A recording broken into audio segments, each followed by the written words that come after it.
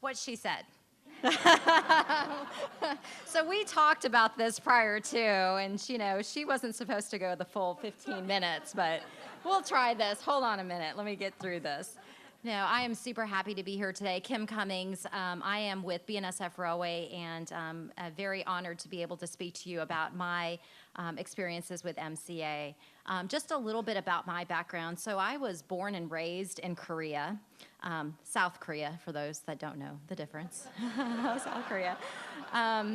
So a big portion of my life, I lived on an Army base, and so we did live on the economy, and English was my second language, so I did learn Korean, and oh, by the way, I'm biracial, so I was born in Korea, but my father is an immigrant from Mexico, so I'm half Korean and half Mexican. So yes, please. So I can tell you it's really interesting when you think about the word diversity and how that's defined in different cultures. And I will tell you, diversity wasn't really a big thing growing up in Korea because it was a melting pot. I went to an American school. There were kids that were all walks of life, from Japanese and Black to German and Korean. I mean, it was just the most beautiful experience that you could have. And I think what really shocked me, and I didn't want to come to school for the States, but I needed to because, my parents didn't want me to stay with them anymore, so I had to leave. And so there's this thing about graduating and growing up. I think they said, you just got to go. So they put me on a plane and they shipped me off to school. And of course, I wanted to save the world, so I was going to be a social worker. And I did that for several years and enjoyed every minute of that. But I have to tell you, and first off, thank you, Cheryl, Adina, all of you for being here today, just beautiful people. 3 things. When you come to these types of events, you meet 3 different types of groups or 3 different types of people. The first group are you're starstruck, like people you want to be next to, and you're like, I'm having cake with Al, and it's amazing. He's right next to me, and there's Rosa in the audience, and Ed McFalls is here. It's just an amazing thing. That's one group. And then the second group are the people that you know very well, and you don't see them very often, but when you have these types of events, they come and they greet and you have a meal together. And then there's the third group, the ones you're like, oh, yeah, didn't think I'd ever see you again, but you're here, okay. My table is full, thank you very much. I'm just kidding. But they still show up and find a way, but anywho, yes. So not enough about me and that, but I am excited to share a few words with you about my impact that MCA has made in my circle, so if you'll indulge me.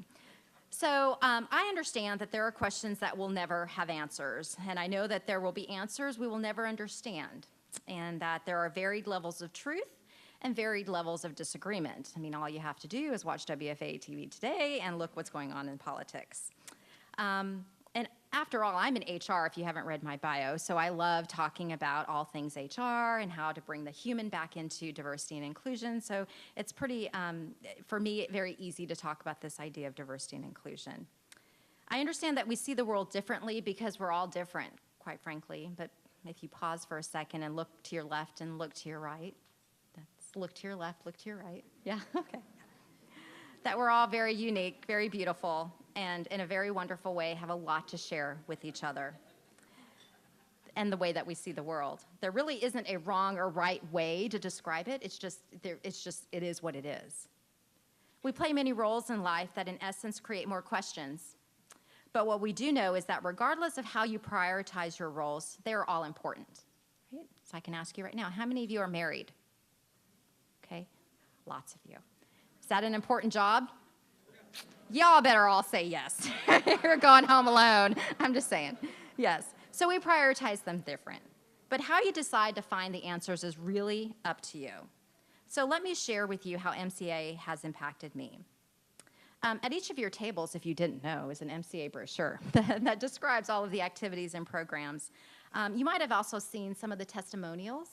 I do see that some of you are overachievers out there. You look like you're overachievers. So I am sure that you've gone to the MCA website, right, all of you, to see all of the programs and the videos.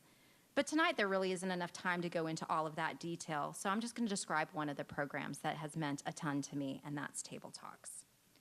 So how many of you, show of hands, have been to a table talk? Just a handful? Okay, great. Well, let me describe this. So table talks are kind of shady at first, okay? So we tell you where to go and when to show up, but we don't necessarily tell you who's going to be there. But really, none of that really matters because we say that food will be served and you show up. Like, case in point, all of you all showed up today where food was highlighted and you're here. But in all sincerity, he's like, yeah, that's right, that's so true. So Table Talks provides a unique opportunity that I describe as you're entering a room with complete strangers, but you leave as friends. It's an opportunity to meet individuals who are skeptics, those who have strong opinions, those who don't have opinions, by the way, those who are introverts, those who are extroverts, politicians, believe it or not, all walks of life, all spectrums of the religious platform, moms, dads, friends, and general humans show up to this event with all of their beautiful emotions. And you start the evening with small chat, or in HR we like to call icebreakers. And we start off with the easy questions. You move into dinner, and then that's where the real fun begins because we, eat and talk and get to know each other. Each of the individuals are given little cards, because imagine playing games, so game night. So individuals are given these cards, and on these cards there's questions that you need to answer. You need to answer these questions. So each individual has the option to pass only once, because guess what happens when you get to the second question? You have to answer them. Okay. So the questions are kind of controversial, they're thought-provoking, and in some cases, they make people cry, they laugh, you feel anger and remorse, and it's quite an experience. And by now, you all are sitting in your desks or your tables thinking, yeah, let's do a table talk, because this sounds exciting. So these questions are so special that they really don't have a wrong or right answer. And I know that when I started this conversation, it was not having all the answers. And really, table talks aren't going to give you all of the answers. But I guess it's going to give you that experience. And when I talk about diversity and inclusion, and I talk to my executive team and my managers, and they're like, Kim, just tell us what we need to do, how we need to act, how we need to dress. And I said, you can't do that. But what I can tell you is a story and get you through the experience so that you can walk in these folks' shoes, so that you can understand the moment and share a feeling with them.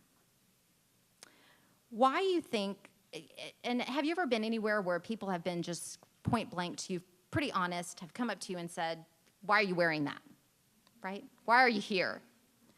But have you had people come up to you and say, are you a racist?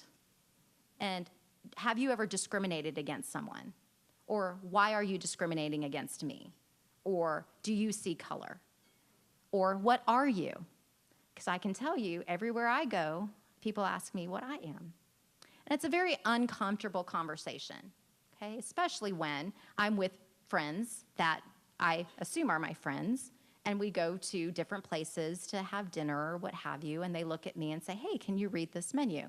Well, it just so happens to be a Chinese menu, and I can't read Chinese, so no.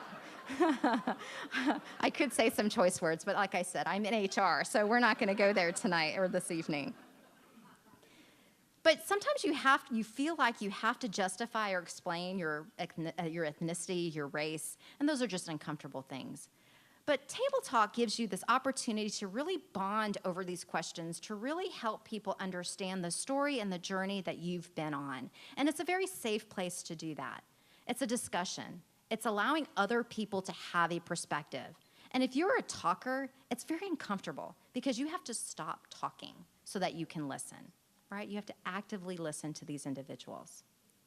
So I've had the great opportunity to join MCA a little over 3 years ago, and my passion for inclusion and service fit perfectly with the mission of MCA. My joining MCA was what I would describe as synergistically perfect. But they do say when it rains, it pours, so just when I thought I couldn't open my heart even further to be a part of this board, and who could say no to Cheryl and Adina? I can't say no to them. I was nominated as the chair for the Grapevine-Colleyville Independent School District Diversity Advisory Council, where I am the chair. And my role is to help inspire, encourage, and empower all who believe in building excellent schools together. How many GCISD folks do I have in here? Do I have any family members? Just 1, 2, 3? Okay, good. I can say whatever I want to then, and y'all won't know. But our goal is to promote good citizenship, and prepare, motivate, and encourage each student to reach his or her full potential within a safe, caring, cooperative environment. Isn't that beautiful? Each quarter we meet to develop and support each other, parents, teachers, students, all kinds, coming together to talk about how we promote this cooperative environment. Now, this extends to the community with efforts like Rachel's Challenge. Have y'all heard about Rachel's Challenge? With, the opportunity to bring the community together to talk about kindness and why kindness matters. And I love my job because I'm able to bring that into the workplace as well. The Diversity Council facilitates the district's mission by contributing to the purposeful education of staff, students, community members, and helping them develop and maintain school climate that promotes tolerance, respect, safety, and self-worth. So my passion for diversity and development, all inclusive within this Grapevine-Colleyville Independent School District Diversity Council. So my joining GCISD Diversity Advisor Council was synergistically perfect. Then believe it or not, I have a day job, so I have to go to work. So I actually, I do have to work. And I remember clearly, I was starting a meeting, because again, I said I'm in HR, and I was talking to this new hire, talking about expectations, and you know, the important stuff, the HR stuff, like dress code and what to wear. Yeah, we were talking about that. And then he asked me about community outreach and how he could get involved in one of our business resource groups. And I talked to him about how diversity drives inclusion and how inclusion invites innovation, and that you learn to get comfortable with the uncomfortable. And then it hit me, and I'm like, you dummy. Now, mind you, I didn't call him that. This was all my inner voice saying, why did I not think about how MCA, the GCISD program, and my work at BNSF, how can I not combine the three together? And all is history. So November of last year, MCA was invited and graciously accepted the opportunity to connect with my GCISD community. We held a table talk session where we asked difficult yet thought-provoking questions, as I described earlier. Strangers coming together for an evening of discussion in an open environment, free from judgment, embarrassment, etc. You fill in the blank. Needless to say, we all left the evening as friends, having connected over something as simple as bringing our whole selves into the environment. MCA promotes understanding by collaboration, and GCISD promotes a safe and caring open environment. You know, they're synergistically perfect.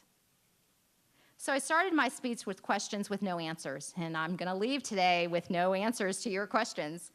But you know where the answers lie, and they lie within you. If I'm able to connect the things that matter the most to me, well, I think you all can do the same thing. And I think you can step out of your comfort zone and meet new and unique different people, even today. You're probably sitting with individuals that you walked in with or that you invited and that you know very well.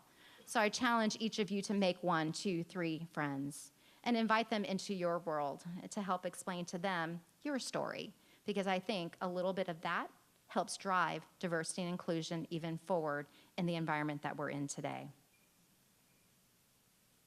I challenge you all to continue to join with MCA so that it can make your life synergistically perfect as well. Thank you all today for your time.